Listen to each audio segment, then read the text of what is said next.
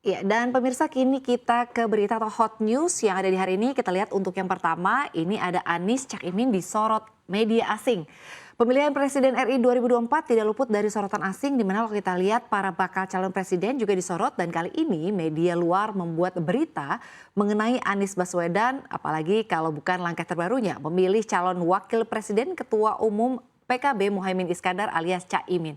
Media global Reuters misalnya menulis bagaimana langkah itu dilakukan untuk bisa menaikkan popularitas Anies. Dipaparkan bagaimana ia tertinggal dibanding dua calon lain, Prabowo Subianto dan juga Ganjar Pranowo di sejumlah survei. Reuters mengungkapkan bakal calon wakil presiden pilihannya, Muhaimin Iskandar, adalah pemimpin Partai Kebangkitan Bangsa yang memiliki hubungan kuat dengan organisasi Islam terbesar di Indonesia, Nahdlatul Ulama, yang memiliki 40 juta anggota.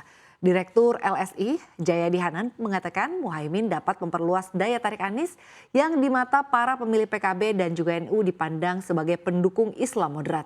Anies tentunya sangat memerlukan terobosan karena basis pemilihnya sebagian besar adalah kaum konservatif. Namun Reuters menegaskan memilih Muhaimin dapat merugikan peluang Anies, apalagi setelah mantan Presiden Susilo Bambang Yudhoyono dan partainya menarik diri dari koalisi Anies, serta menuduhnya mengingkari janji untuk memilih putra Yudhoyono sebagai pasangannya.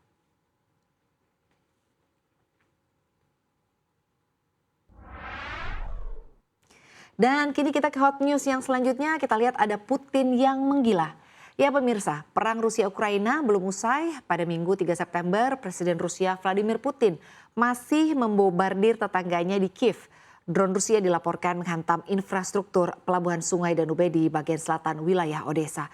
Pelabuhan itu merupakan jalur penting bagi ekspor biji-bijian Ukraina yang juga menjadi rute utama ekspor gandum Ukraina sejak Juli setelah Rusia keluar dari perjanjian kesepakatan biji-bijian di Laut Hitam yang diinisiasi PBB dan Turki yang memungkinkan pengiriman produk pertanian Ukraina tidak diserang Moskow. Menurut pejabat Ukraina, serangan dilakukan menggunakan drone buatan Iran. Ada 22 drone dilumpuhkan dari total 25 drone. Para pejabat tidak memberikan rincian mengenai fasilitas pelabuhan mana yang terkena dampak, meski beberapa media Ukraina melaporkan ledakan terjadi di pelabuhan Reni yang bersama dengan Ismail menjadi dua pelabuhan utama Ukraina di Danube. Sementara itu serangan terhadap pelabuhan ini memicu kekhawatiran akan krisis pangan, apalagi Ukraina adalah salah satu lumbung pangan dunia.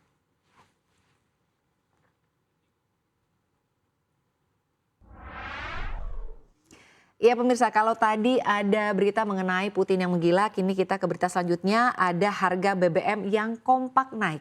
Kita lihat pemirsa, Badan Usaha Penyedia Bahan Bakar Minyak di Indonesia resmi menaikkan harga produk BBM di seluruh SPBU mulai 1 September 2023. Tidak hanya PT Pertamina Persero, Shell Indonesia, BPAKR, dan juga Vivo Energi Indonesia akan menaikkan harga produk BBM-nya. Sebagai contoh, untuk produk BBM jenis Pertamax atau RON 92 yang dijual Pertamina di DKI Jakarta dan sekitarnya, naik menjadi Rp13.300 per liter dari yang sebelumnya pada Agustus sebesar Rp12.400 per liter. Kemudian untuk Pertamax Turbo yang dipatok naik dari yang sebelumnya hanya Rp14.000 per liter menjadi Rp15.900 per liter. Sementara untuk harga Dexlite per 1 September 2023 dibanderol sebesar Rp16.350 per liter dari yang sebelumnya ada di harga Rp13.950 per liter.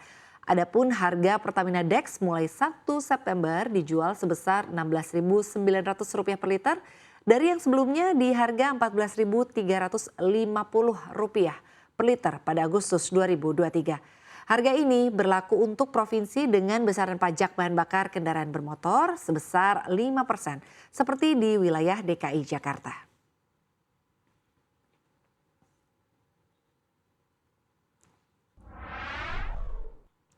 Dan kita ke kabar atau hot news selanjutnya, yakni bos Indomie yang merugi Rp5,8 triliun.